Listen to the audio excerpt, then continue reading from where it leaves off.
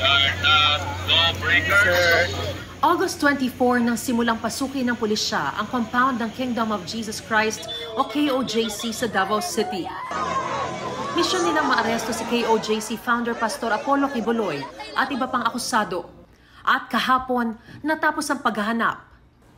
Napasa kamay ng mga otoridad si Quiboloy na ipinresenta kanina sa Camp Crame.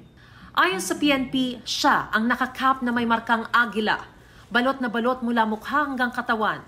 Nakatakip din ang mukha ng mga kapwa-akusado at KOJC members na sina Jacqueline Roy, Ingrid Canada, Crescente Canada at Sylvia Semanes.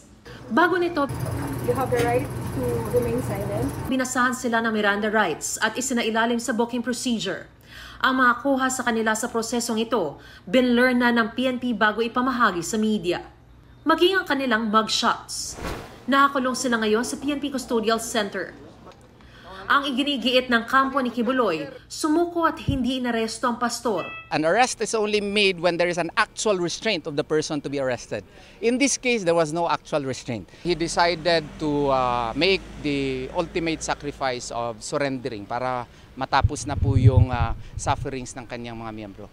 Pero giit ni Pangulong Bongbong Marcos at ng Interior Department na corner sila kaya napilitang sumuko. Hindi siya lilitaw kung hindi namin hinabol ng husto. Ang nangyari, napilitan siyang lumabas dahil malapit na ang pulis sa kanya. Desidido ang ating mga pulis at ang instruction ko sa kanila, etong last time, sinabi ko pagpasok natin, huwag na kayong aalis dyan hanggat makuha na ninyo siya. And that's exactly what they did. For me, it makes no difference kung sumuko ka man, no? Kasi yun na yun eh. Practically, napaligiran ka na eh. Giit ng DILG Secretary, kalokohan ang pinapakalat na impormasyong sa labas ng KOJC compound sumuko si Quiboloy. Kwentong kutsero yun. Alam niyo kung bakit? Nasa labas ka na, tumakas ka na. Ang tagal yung sinasabing hindi siya magpapahuli, hindi ba? Gusto ngayon ng DILG na imbestigahan at panagutin ang mga nagkanlong kay Quiboloy. Handa naman daw ang abogado ng pastor na sumailalim sa posibleng investigasyon. Gate niya, kahapon niya na lamang bumalik sa loob ng KOJC compound ang pastor. He had to meet his leaders again. That is why on September 8, there was already a decision that he will surrender, and on September 8 in the morning, I was informed about it, and in front of the ISAF officers and the PNP, the decision was made. Prior to September 7, wala siya sa compound. Nanindigan din siya ngayon lang niya nalaman kung saan nagtago si Quiboloy. He told me na sa bundok ng Davao City. I was not able to verify from him. Masyadong mabilis ang mga pangyayari. Biyernes nung nakaraang linggo na makatanggap ang PNP ng tip na nagtatago sa loob ng ACQ College of Ministry si Quiboloy. 1,000 SAF at SWAT ang naatasang palibutan ng lugar para matiyak na walang makalalabas. Alauna ng hapon kahapon, ikinasa ang final assault pero may surrender feelers kaya naantala ang paglusob. Alas 10, nakarinig na kami ng feelers. So tumawag ang National Headquarters dahil high level ang nagiging feelers, ang negotiations. So sige sir, i-hold ko hanggang alauna. Ang alauna ko na assault is hold natin hanggang alas 3. Ang gusto raw ng kampo ni Quiboloy ay sumuko at maisakay sa eroplano papuntang Maynila. Isang C-130 plane ng Air Force ang dumating sa Davao at lumabas ng pinagtataguan sina Quiboloy. Sakay sila ng convoy na nagbiyahe sa kanila para isakay sa C-130. Sabi ng Pangulo, hiniling ni Quiboloy ang presensya ng Armed Forces of the Philippines sa kanyang paglantad. Pero pandagdag puwersa lang daw ang AFP at PNP pa rin ang nanguna sa operasyon. Sana may presence ng AFP dahil wala daw siyang tiwala sa pulis. So, fine. Yun ang ginawa namin. But let's be very clear.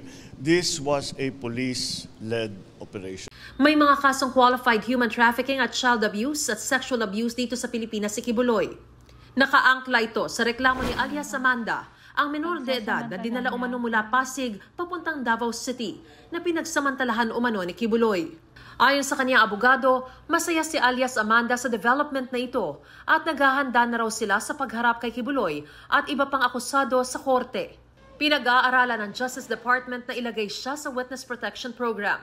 Ikinatuwa rin ng mga biktima at dating workers ng KOJC sa Amerika ang pagkakaaresto kay Kibuloy at iba pang akusado. Pero may habol silang panawagan.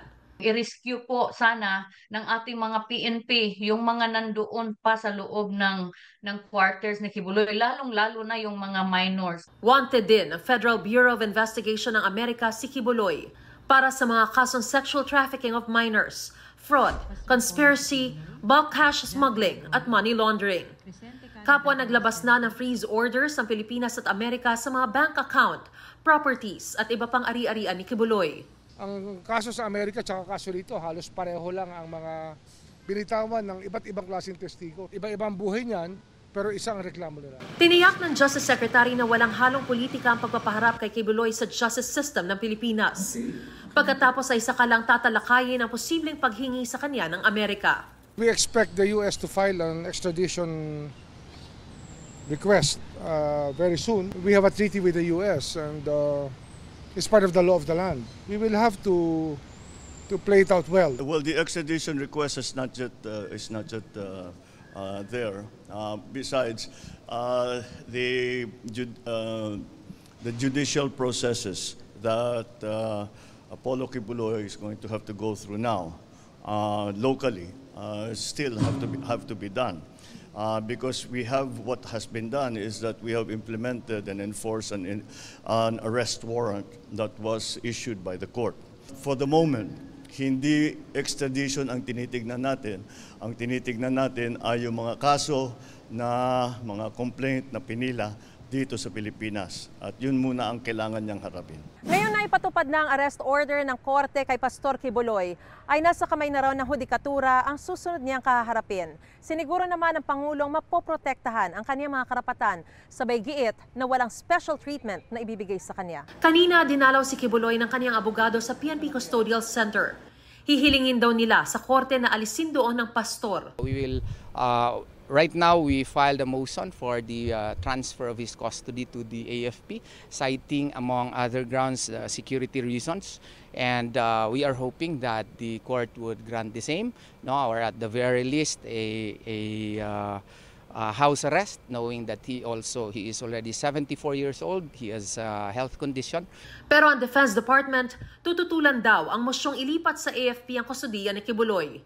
May mga istriktong operational security protocol daw ang mga pasilidad ng AFP. Kaya hindi raw ito ang ahensyang nararapat humawak sa kustodiya ng mga suspect sa mga kasong kriminal. Para sa GMA Integrated News, ako si Mariz Umali ang inyong saksi.